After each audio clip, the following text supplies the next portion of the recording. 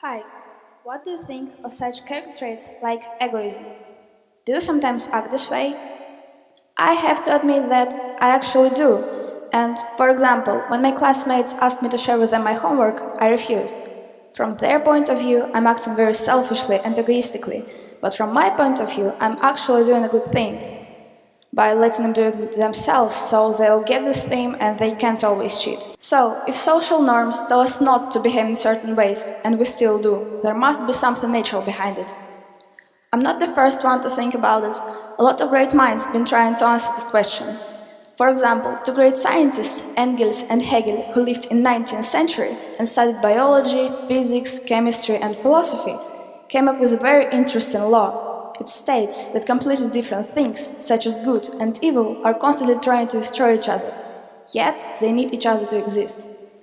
Remember your favorite fictional story. There are always the good guys and the bad guys, and the evil always motivates good to evolve and make world a better place. So, in the end, world is actually better, and in some way, evil actually helped it.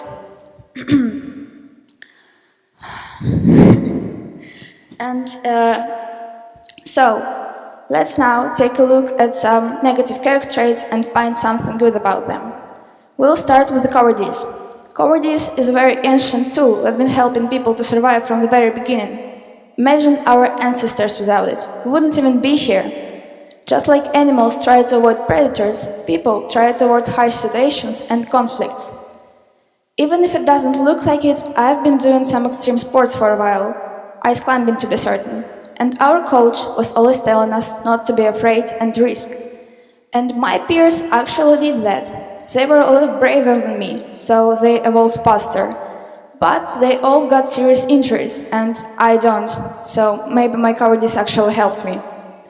And it's one thing when your fear affects only you, but it's a completely different thing when it can affect others. And if you're playing team sports and you're being afraid of something, it again might affect the whole team, so they'll see you as a very selfish and egoistic person. By the way, let's talk about selfishness and egoism. It didn't help people with survival, but it helped them to live better lives. People have always been trying and will always be trying to take the best for them or their allies.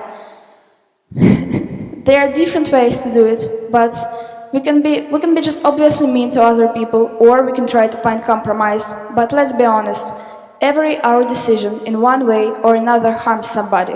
And it doesn't matter if it was a bug or a human, the harm will still be there. So sometimes you have just forget it, go with the flow and be selfish. Actually, not just individuals, but the whole nations evolved because of it. Well-being of a nation relies on how selfish and ambitious their leader is. So, for example, Chinese Empress Cixi, who lived in 18th century, wasn't an exemplary human being. Her way to the throne was very bloody, but when she actually got there, she gave her country railroads, telephone, telegraph, electricity, modern ways of trading and medicine, and all the other goods because she wanted to use it herself. So, in the end, she worked for her own luck and gave it to her people. There are a lot of examples like it, such as Emperor Ashoka, Catherine de' Medici and others who weren't exemplary human beings, but they still had giant influence and were pretty good rulers. But let's leave rulers do their job and artists do their. Pride made art masterpieces. It was because the artist wanted to feel better about himself, feel that he is better than everyone, or to just make something equal to his ambitions. Again, some of the good stuff happened because of the bad one. And why should we actually care? I don't say that we should just accept the world with all its imperfections. No. We should use our bad character traits as hints that point to the areas of our life that we should work on. For example, if you're scared of chemistry tests, that means you have to spend a little more time dealing with some stuff you didn't get, and learn how to deal with stress.